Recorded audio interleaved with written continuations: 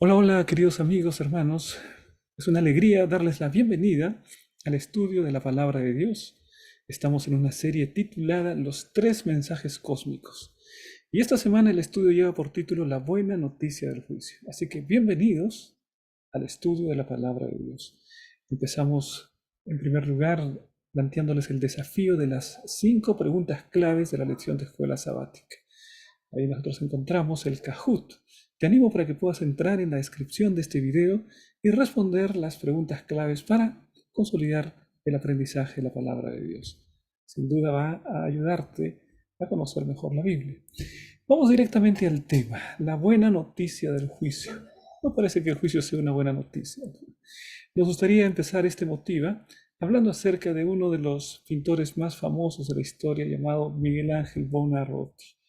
Miguel Ángel, un renacentista, llegó a recibir trabajos encargados por ciertos papas que le pidieron que pinte algunas de las capillas más importantes del Vaticano.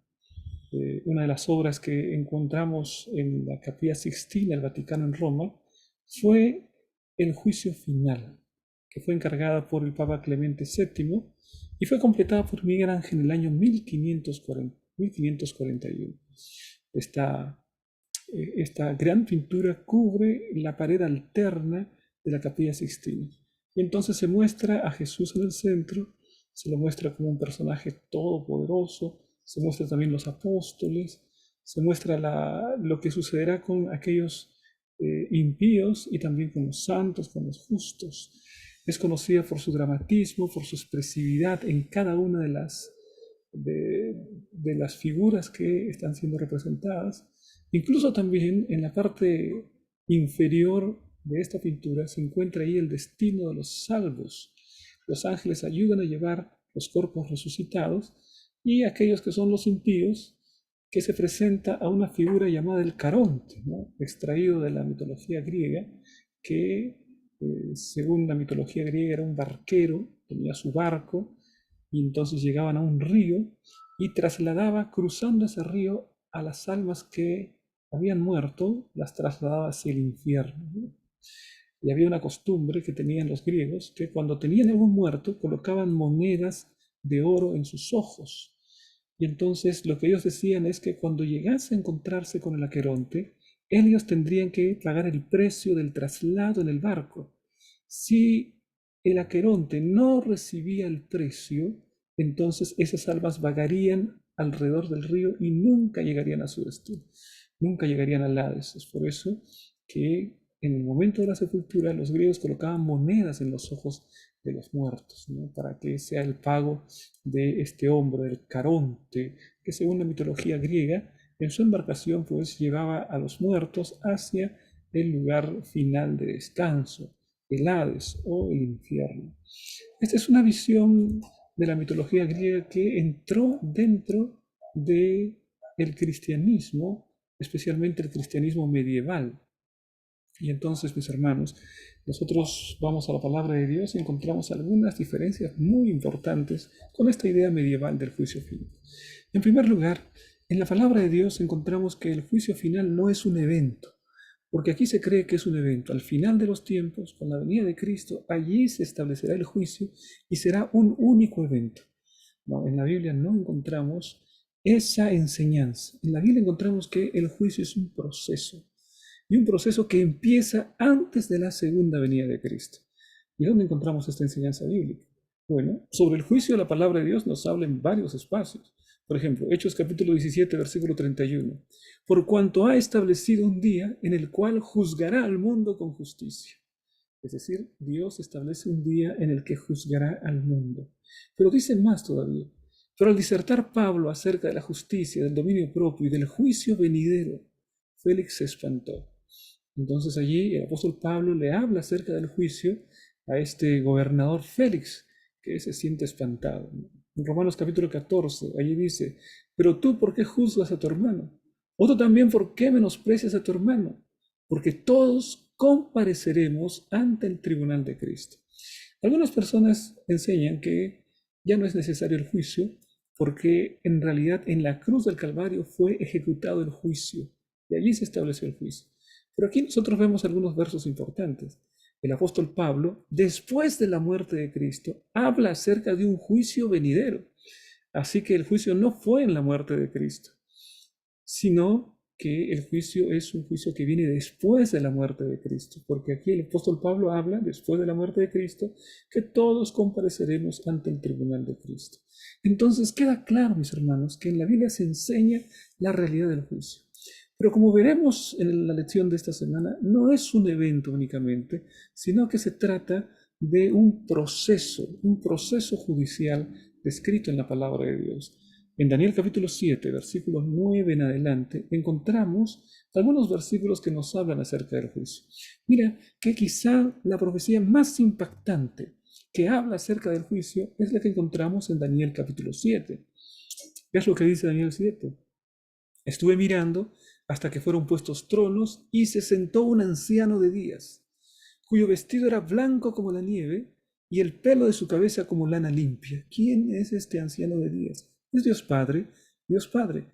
Luego dice más adelante, su trono es llama de fuego y las ruedas del mismo fuego ardiente. El versículo continúa ahora en el versículo 10. Dice, un río de fuego procedía y salían delante de él. Hay un río de fuego. Millares de millares le servían y millones de millones asistían delante de él. El juez se sentó y los libros fueron abiertos. Queda absolutamente claro, mis hermanos, que en Daniel capítulo 7 se establece un escenario de juicio. ¿Qué mejor escenario de juicio que se presenta un juez, que se presentan libros? Cuando un juez entra para sentarse, lo que está diciendo es que empieza el juicio. En la profecía de Daniel capítulo 7, el juicio empieza antes de la venida de Cristo. Aquí está, esto es una visión previa a la venida de Cristo. El juez entra, se sienta, los libros se abren.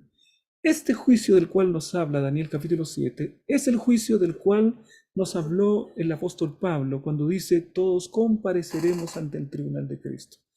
Este es el juicio del cual se nos habla en la Biblia, en el Nuevo Testamento. Está presentado aquí en Daniel capítulo 7. Y veamos algunas otras escenas del juicio. Miren lo que dice en el versículo 13. Miraba yo en la visión de la noche, y he aquí con las nubes del cielo venía uno como un hijo de hombre que vino hasta el anciano de días y le hicieron acercarse delante de él. Este que es llamado como un hijo de hombre, ¿a quién crees que se refiere? Exactamente, es nuestro Señor Jesucristo. La escena del juicio se está contemplando, se está completando. En primer lugar aparece el juez. Entra el juez, se sienta. En el momento que se sientan, los libros son abiertos.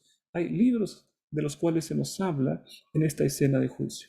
Luego, más adelante presentan que uno como hijo de hombre es el Señor Jesucristo. Se acerca en las nubes del cielo, pero no viene hacia la tierra, no habla así de la segunda venida de Cristo, sino el Hijo del Hombre viene hasta el anciano de días. Es decir, va a la presencia de Dios Padre y es allí donde empieza el juicio, porque Dios Padre es el juez, pero el Hijo es el abogado. El Hijo del Hombre es el abogado en este juicio. Mis queridos hermanos, la palabra de Dios nos habla acerca de un juicio. El Antiguo Testamento nos habla acerca de un juicio en estos términos. Miren lo que dice Eclesiastés capítulo 12, versículos 13 y 14. El fin de todo discurso oído es este: teme a Dios y guarda sus mandamientos. Me hace acordar el mensaje del primer ángel, ¿no? Temed a Dios y dadle gloria. No, aquí dice, teme a Dios y guarda sus mandamientos, porque esto es todo del hombre. Porque Dios traerá toda obra a juicio, juntamente con toda cosa encubierta, sea buena o sea mala. Dos comentarios en este versículo. Primer comentario. Este versículo mucho se parece al mensaje del primer ángel. Me habla de temer a Dios. El mensaje del primer ángel dice temer a Dios. Me habla acerca de el juicio, porque la hora de su juicio ha llegado, dice el mensaje del primer ángel. Aquí en Eclesiastés 12 dice, porque Dios traerá toda obra a juicio. Solamente que hay una ligera diferencia, y aquí viene el segundo comentario. La manera como está conjugado el verbo para hablarme acerca del juicio. Dice, porque Dios traerá toda obra a juicio. En otras palabras, Eclesiastés me muestra que el juicio está en el tiempo futuro. Cuando Salomón escribe el Eclesiastés, el juicio todavía se ubica en el tiempo futuro. Dios traerá toda obra a juicio. Tiempo futuro. Pero mis hermanos, cuando nosotros vamos a el mensaje del primer ángel, ahí encontramos temed a Dios y dadle gloria, porque la hora de su juicio ha llegado. Es decir, se habla allí en tiempo presente, ¿no? La hora de su juicio ha llegado. Esto quiere decir que en el tiempo en que se proclama el mensaje de los tres ángeles, es el tiempo del juicio. Que el mensaje de los tres ángeles es proclamado en todo el mundo en tiempo en que el juicio está siendo ejecutado en el cielo. Esa es la enseñanza más relevante. En Eclesiastés se nos habla de un juicio que viene en el futuro, porque Dios traerá toda obra a juicio. Pero cuando Juan nos habla acerca de la profecía del mensaje de los tres ángeles, nos dice que cuando los tres ángeles proclaman el mensaje final, lo hacen en un tiempo en el que el juicio ya está en pleno proceso. Porque el juicio, mis queridos hermanos, en la Biblia no es solamente un evento, un único momento. En la Biblia, el juicio es un proceso que tiene sus partes. No es únicamente el veredicto final. Empieza desde el momento de la investigación. Y nosotros, adventistas del séptimo día, a esa etapa del juicio en la que estamos, le llamamos el juicio investigador. O le llamamos el juicio preadvenimiento, porque decimos que predicamos la palabra de Dios en un tiempo en que se está llevando adelante el juicio. Entonces, la hora de su juicio ha llegado.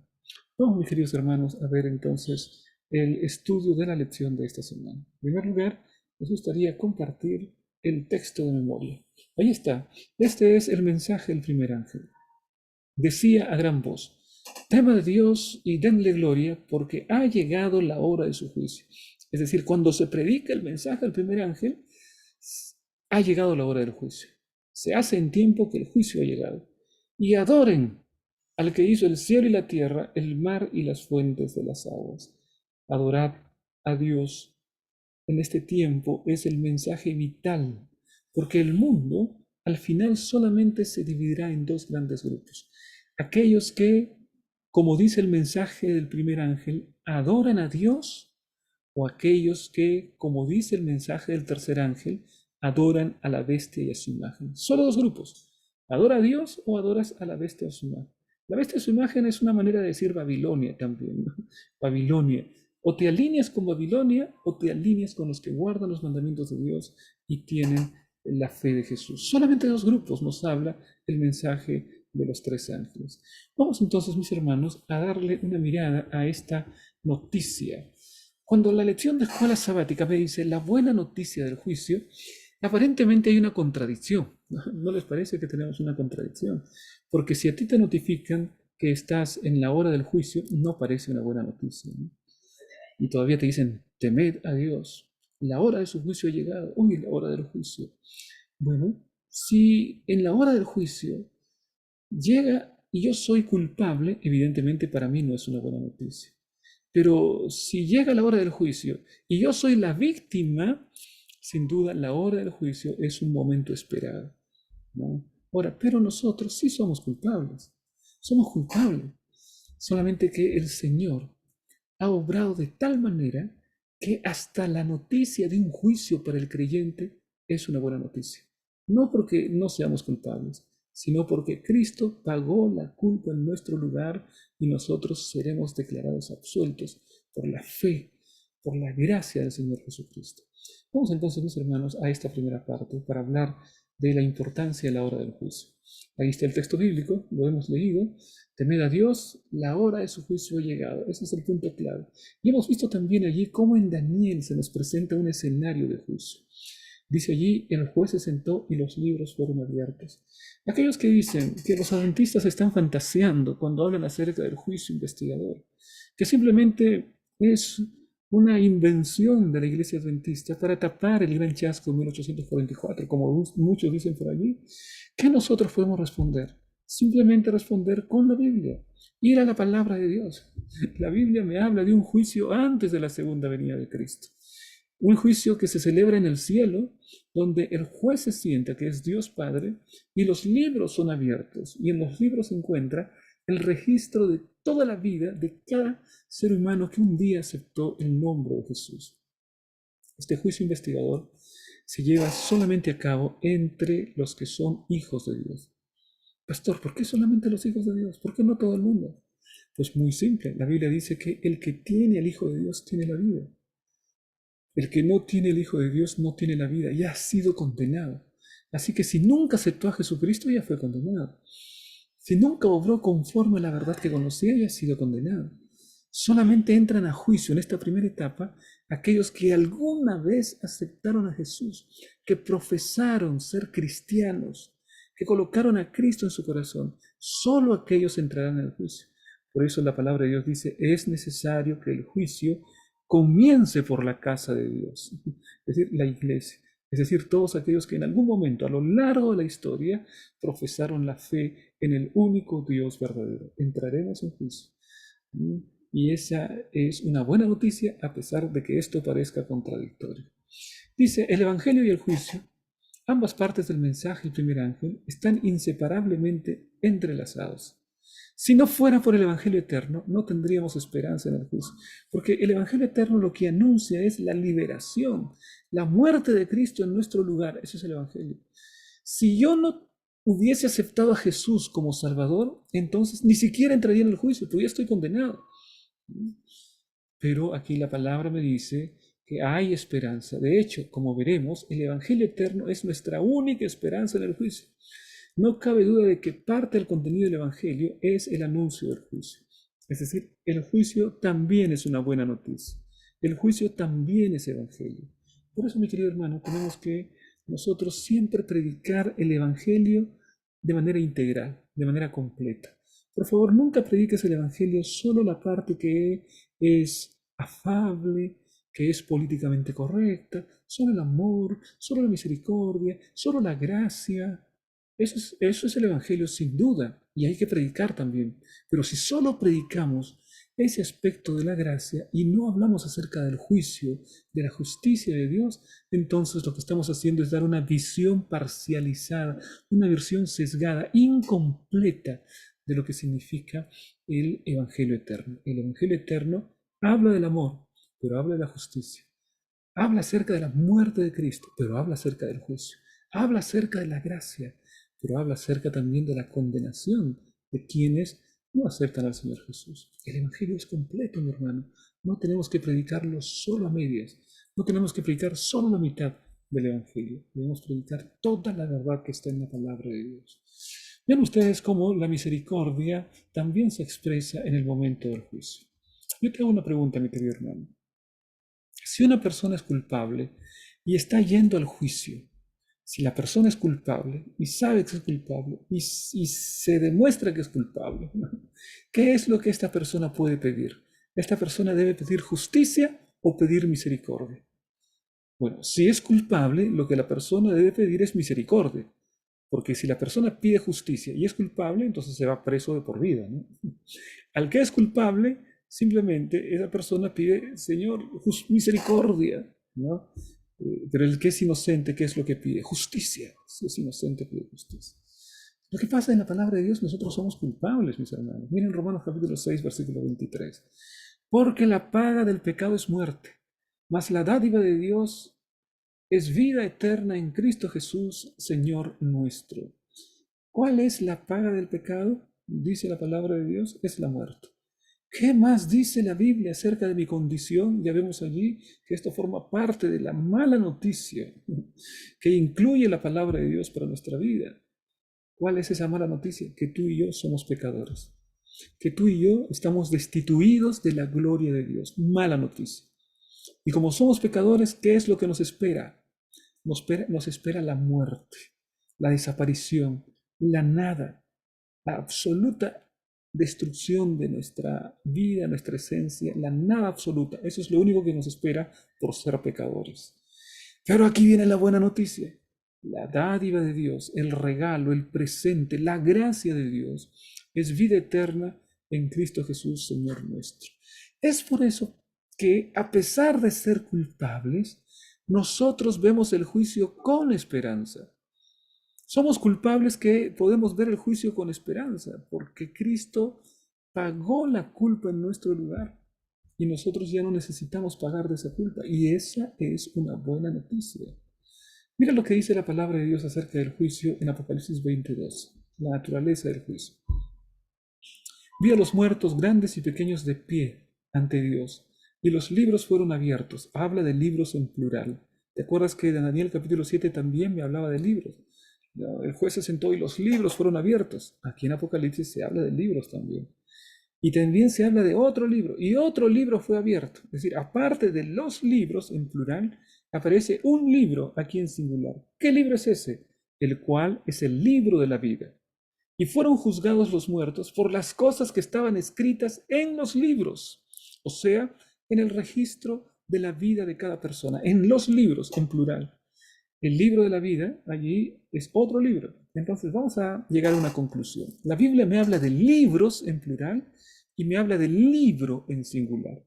Los libros en plural contienen las obras, los pensamientos, las acciones, las actitudes de toda persona. Están en el registro divino. Esos son los libros.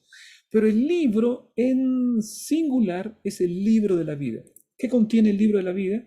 El libro de la vida contiene una lista de nombres, ¿no? Por eso es que dice, quitaré su nombre del libro de la vida, ¿no? Cuando habla también en otra parte de la palabra de Dios. O sea, el libro de la vida es una lista de nombres.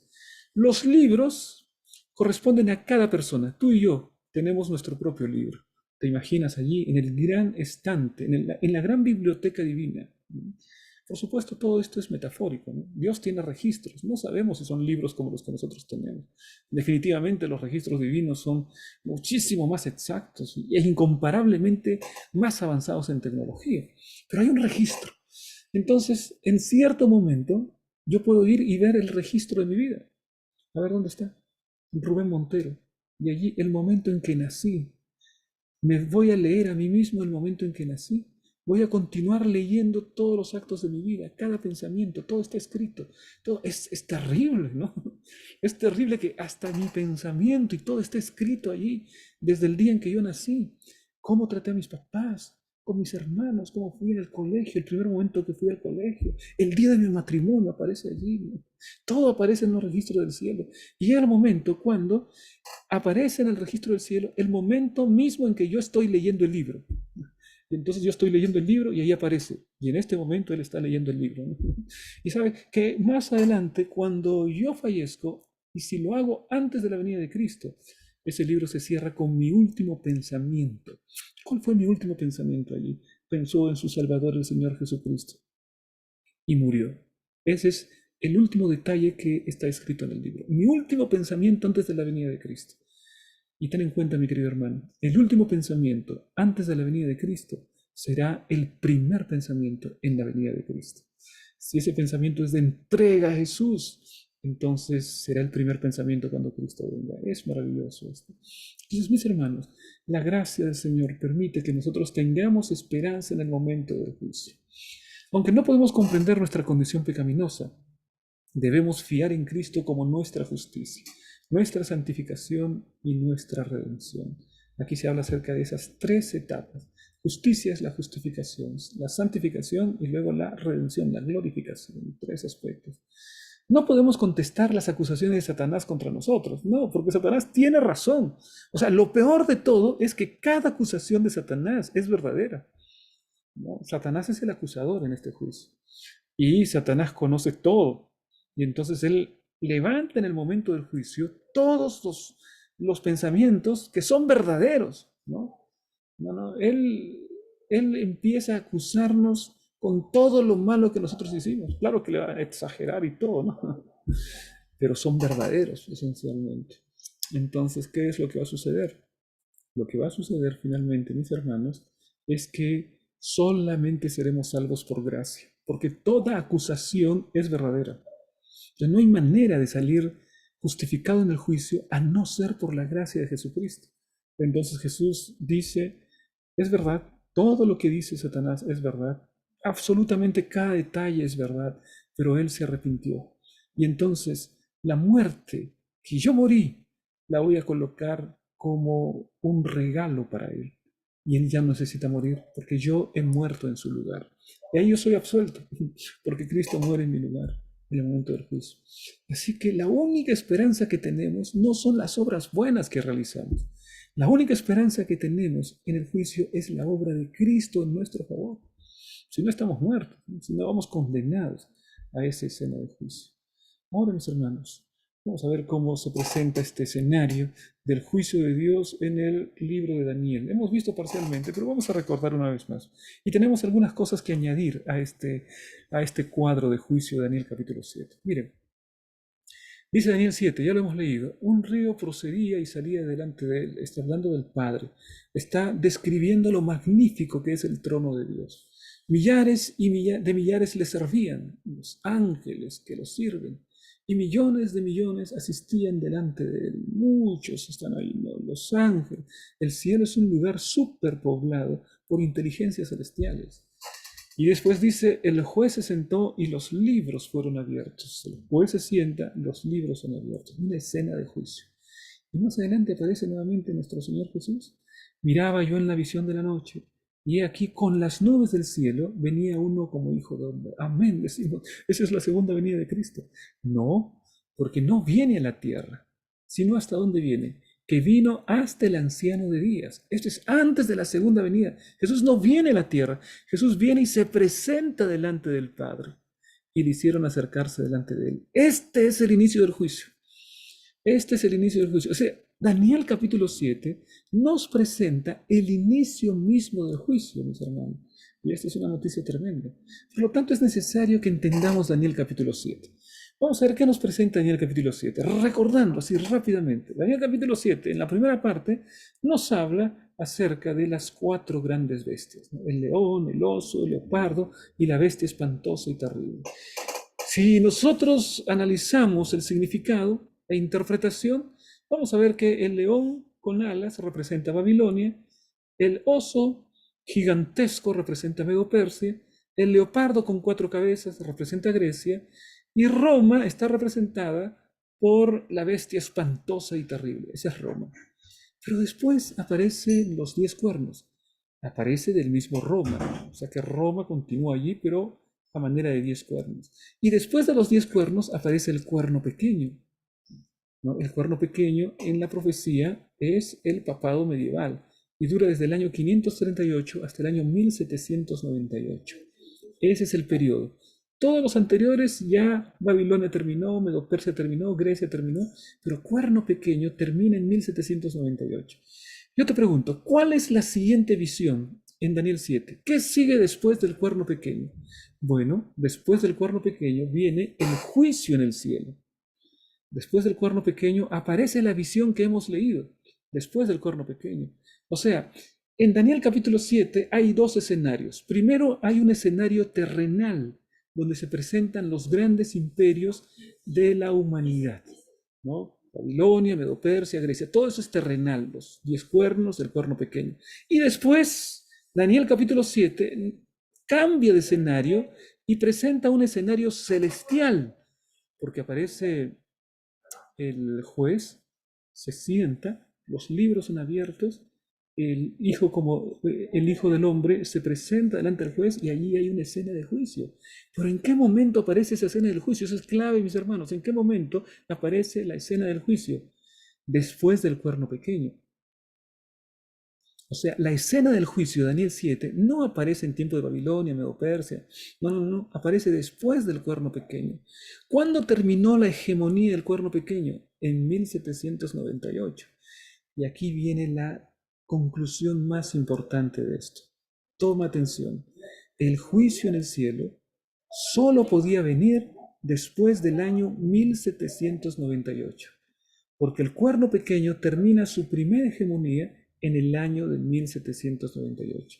Y la profecía decía que después del cuerno pequeño aparece el juicio en el cielo. Por lo tanto, el juicio en el cielo no puede ser en tiempo de Babilonia, no puede ser en tiempo de Medo-Persia, no puede ser en tiempo de Grecia ni de Roma. El juicio en el cielo solo puede ser después del cuerno pequeño. Y el cuerno pequeño termina en 1798. Por lo tanto, después del cuerno pequeño es el juicio en el cielo. ¿Cuándo fue la caída del cuerno pequeño? En 1798. Solo después de 1798 empezaría el juicio en el cielo. La Biblia en Daniel 7 me dice que va a ser después del cuerno pequeño, pero no me dice exactamente cuándo. ¿Cuándo va a ser? Bueno, Daniel 7 me dice después del cuerno pequeño, pero Daniel 8 me va a decir la fecha exacta del inicio del juicio. Pero eso lo veremos más adelante. Ahora solamente vamos a ver Daniel 7. Y Daniel 7 me dice que después del cuerno pequeño, año 1798, en algún momento empezaría el juicio en el cielo. Y después los santos reciben el reino, ahí termina Daniel capítulo 7. Por lo tanto, mis hermanos, Daniel 7 me da en el cronograma profético el momento del inicio del juicio. Babilonia, Medo-Persia, Grecia, Roma, 10 cuernos, cuerno pequeño y juicio en el cielo. Solo después del cuerno pequeño es el juicio en el cielo. Y nosotros estamos en esa parte. Babilonia ya pasó, Medo-Persia ya pasó, Grecia ya pasó, pasó todo. Pasó el cuerno pequeño y ya empezó el juicio, según veremos en Daniel capítulo 8, que también será motivo de estudio para esta serie de 3 lecciones. Pero ahora no, más adelante. Así que creamos expectativas sobre la fecha del inicio del juicio. Pero mis hermanos, qué declaración importante en Daniel capítulo 7. Daniel capítulo 7 termina con esta declaración, que el reino y el dominio y la majestad de todo el cielo sea dado al pueblo de los santos del Altísimo. O sea, la última parte de la profecía de Daniel capítulo 7, Jesús recibe el reino. ¿Qué es el reino? En la Biblia el reino de Dios no es un territorio geográfico. En la Biblia el reino de Dios es el grupo de personas que aceptaron a Jesús como Señor y Salvador. Son personas. En la Biblia el reino de Dios somos los redimidos. Ese es el reino. Entonces, cuando dice que el reino será dado al pueblo de los santos y será entregado al Señor Jesucristo, está diciendo que terminó el juicio. Terminó el juicio y le fue entregado sus hijos, aquellos que salen victoriosos en el juicio investigador, en el juicio prevenimiento, son aquellos que Jesús vendrá a rescatar. Por eso que cuando Jesús viene, no viene para hacer el juicio, Él viene simplemente para ejecutar el juicio. Ya viene como juez, ejecutando el juicio, ¿no? Ahora es nuestro abogado, pero en un momento pasará de ser nuestro abogado a ser nuestro juez, porque vendrá a ejecutar y a llevar a aquellos que salen victoriosos por su nombre, por su gracia, en el momento del juicio. Entonces, mis hermanos, así vemos una visión clara acerca del juicio. Dice, el destino de toda la humanidad se decide en el tribunal celestial. El derecho prevalece. Bueno, prevalece en el sentido de que la paga del pecado es muerte. Cristo murió y pagó esa paga del pecado que yo tenía que pagar. Y me regaló, por su gracia, por su amor, por su misericordia, me regaló la vida eterna que Él conquistó porque Él vivió una vida plena de obediencia al Padre. Esta es una de las escenas más asombrosas, maravillosas y espectaculares de toda la Escritura. Y lo bueno es que termina muy bien para el pueblo de Dios, revestido de la justicia de Cristo. Es decir, el pueblo de Dios sale victorioso, termina bien la escena de juicio para aquellos que forman parte del pueblo de Dios. Y bien, y ahora vamos a ver un vistazo al cielo, ¿no? ¿Qué es lo que sucede aquí? A ver, veamos. Miren ustedes. Aquí se presenta en Apocalipsis capítulo 4 un escenario muy interesante. Miren qué aparece aquí. En el versículo 2. Yo estaba en el Espíritu y he aquí un trono establecido en el cielo y en el trono uno sentado. Juan ha sido llevado en visión al cielo. Mira nomás, mi querido hermano, qué tremendo privilegio, ¿no? El apóstol Juan en el cielo y empieza a describir lo que hay en el cielo. Y entonces, ¿qué es lo que ve? Él está precisamente en el trono de Dios, está en trono de Dios y entonces empieza a describir. Parece que le faltan palabras para poder describir. Está emocionado. Y entonces dice, y el aspecto del que estaba sentado era semejante a piedra. No dice que era piedra de jaspe, sino que era semejante por los colores. Y había alrededor del trono un arco iris, semejante en aspecto a la esmeralda. No habla de piedras preciosas. Trata de usar las cosas más preciosas que existen en la tierra para describir las realidades del cielo. Y mira lo que dice aquí. Y alrededor del trono había 24 tronos. Y vi sentados en los tronos a 24 ancianos, vestidos de ropas blancas, con coronas de oro en sus cabezas. Aquí aparece la visión de los 24 ancianos. ¿Quiénes son estos 24 ancianos? ¿Alguna vez te has preguntado quiénes son los 24 ancianos? Bueno, por el contexto, vemos que los 24 ancianos, en el capítulo 5, hablan que han sido redimidos. Así que eso ya nos da una pista para saber quiénes son ellos. Pero miren ustedes cómo los seres celestiales, hay un momento de adoración. Señor y Dios, digno eres de recibir gloria, honra y poder, porque tú creaste todas las cosas y por tu voluntad fueron creadas y existen. Esta parte corresponde a una escena antes del juicio. Allí se le alaba a Dios porque es el creador.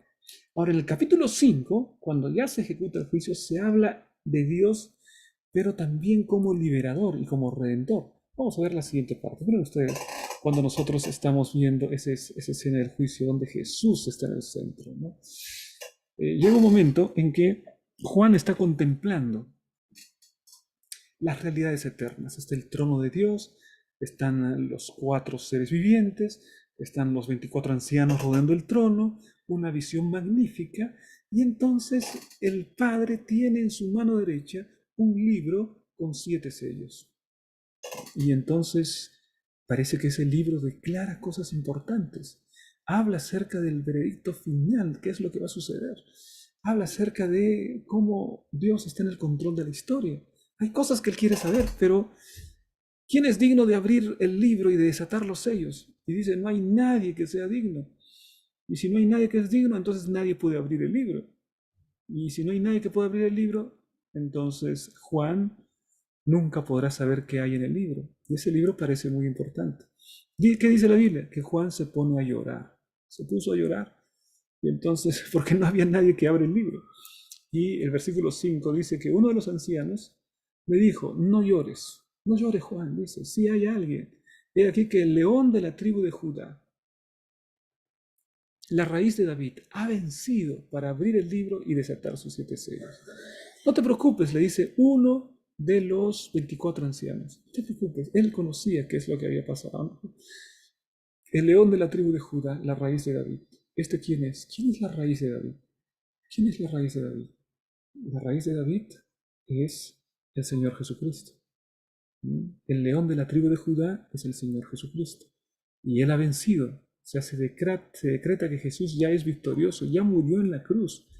Por eso es que cuando Juan escucha, él le hablan acerca de un león de la tribu de Judá. Cuando Juan voltea para ver al león, no aparece un león, aparece un cordero como inmolado. Mira, la porción bíblica es interesante, porque escucha que es un león, pero al mirar, y yo vi, y dice, y vi como un cordero como inmolado. Es decir, Cristo es el león de la tribu de Judá, pero Cristo es el cordero de Dios que quita el pecado del mundo, es el mismo Señor.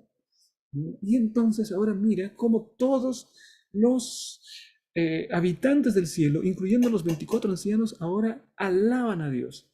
Y ahora nota que hay un motivo diferente para alabar a Dios, porque ya se presentó Jesús como inmolado. Pues ahora ya hay un motivo diferente. ¿Qué es lo que aparece? Versículos 9 y 10.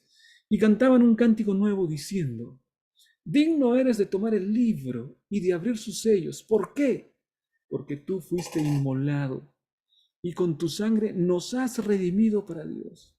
Ahí están los 24 ancianos, de todo linaje y lengua y pueblo y nación, y nos has hecho para nuestro Dios reyes y sacerdotes, y reinaremos sobre la tierra. Mis hermanos, si los 24 ancianos cantan, tú fuiste inmolado y con tu sangre nos has redimido, evidentemente los 24 ancianos son redimidos. Es decir, no son seres que nunca pecaron, son seres que pecaron y fueron salvos y fueron redimidos. Porque si nunca hubiesen pecado, no tendrían que decir, nos has redimido para Dios, con tu sangre nos has redimido. Entonces estos 24 ancianos son seres humanos. No son seres humanos, sí. Y bueno, aquí, aunque no debemos entrar en detalles, pero sí podemos llegar a una conclusión. Son seres humanos que están en el cielo ahora. ¿Qué grupo de personas se encuentran en el cielo ahora? Bueno, se encuentran, ahí encontramos pues a Enoch, Elías, está Moisés, ¿no? Y aquellos que resucitaron cuando Jesús murió en la cruz del Calvario, hubo una resurrección. Y fueron a visitar la ciudad y ascendieron, ¿no? La santa ciudad. Entonces podemos inferir que Este grupo de 24 son representantes de la raza humana que fueron llevados como primicias delante de Dios. Por eso es que delante del trono ellos dicen, nos has redimido. Ellos son parte de los redimidos. Son seres humanos también y están en el trono de Dios. ¡Qué privilegio! Estos 24 ancianos representando y verificando y garantizando que el juicio de Dios es un juicio justo, que cada detalle es detalle justo, que Dios obra con verdad, que Dios obra con honestidad en cada aspecto del juicio. Ahí están esos 24 ancianos. No necesitamos temer. Jesús nos representa en el juicio y derrota los poderes del mal. El juicio se pronuncia en favor del pueblo de Dios. El propósito del juicio no es descubrir lo malo que somos, sino revelar lo bueno que es nuestro Dios. Ese es el propósito del juicio. Entonces, mis hermanos, por mucho que Satanás tiene razón en acusarnos, Jesús es la razón de nuestra salvación. Jesús es la razón por la cual podemos estar seguros al enfrentar el juicio, porque Él con su sangre nos ha redimido y salimos victoriosos del juicio por la sangre de Jesús. Qué preciosa esta declaración. Mis hermanos, el mensaje del primer ángel se predica en tiempo de juicio. Temed a Dios y dadle gloria, porque la hora de su juicio ha llegado. El pueblo de Dios, predicando en este tiempo, está llevando el mensaje del primer ángel, pero lo está haciendo en un tiempo en que arriba en el cielo ya hay un juicio. En la tierra el pueblo predica, en el cielo se celebra el juicio del pueblo de Dios. Esa es la visión bíblica que nosotros podemos ver en la palabra de Dios. ¿Cómo impacta la aplicación? ¿Cómo impacta en nuestra vida diaria el hecho de saber que ha llegado la hora del juicio? ¿Cuál es el impacto que tienes? ¿No debemos vivir, mis hermanos, en santidad? ¿No debemos aprender cada día a confiar mejor en nuestro abogado? Cada día buscarlo, estar en su presencia y decirle, Señor, gracias, querido Padre, porque intercedes por mí. Gracias, querido Jesús, porque eres mi abogado. Gracias porque este juicio es una buena noticia, porque a pesar de mi culpabilidad voy a ser declarado inocente por la gracia de Jesús. Gracias, Señor. Colocarnos en la presencia de Jesús cada día. Nuestras obras no nos garantizan nada. Ninguno de nosotros puede exhibir obras para ser liberado en el juicio. No. Lo único que nos puede liberar realmente es la propia sangre de nuestro Señor Jesucristo, nuestra aceptación. Y una vez que yo acepto a Jesús, entonces la gracia me enseña, como dice el apóstol Pablo, a vivir en santidad. O sea, yo no acepto a Jesús para seguir pecando, no. Yo acepto a Jesús para que Él me habilite para vivir en santidad. Entonces debo vivir santa y piadosamente porque soy un hijo redimido del Señor Jesucristo. Vamos, mis hermanos, a la parte final del CREA. En el CREA nosotros tenemos las preguntas claves de la lección de la escuela sabática, la buena noticia del juicio. Te animo, mi querido hermano, entra a las preguntas claves. Te animo para que te suscribas como parte del canal y que hagas clic en la campanita de notificaciones, ¿no? Para que formes parte de este gran grupo de personas que estudian la palabra de Dios. Muy bien, de esta manera, mis hermanos, estamos llegando al fin. Antes, unos saludos especiales para aquellos que han tenido una buena ubicación en el examen, ¿no? Manu Manito, Gabriel y Gabriel F. fueron los que más destacaron esta semana en las preguntas claves de la lección de escuela sabática. Y también a mis hermanos que siempre están escribiendo en el YouTube. Gracias, hermanos, sus palabras nos animan. Agradecemos grandemente el cariño y las palabras de bendición que ustedes comparten en YouTube y también en Facebook, ¿no? Mis queridos hermanos, Dios los bendiga grandemente y continuemos con el estudio de la palabra de Dios. De esta manera, mis hermanos, llegamos al final del estudio de esta semana. Les invito para la próxima semana continuar estudiando porque esta lección está tremenda, ¿no? Esta lección contiene verdades grandes para el tiempo que estamos viviendo. Un gran abrazo. Que Dios te bendiga.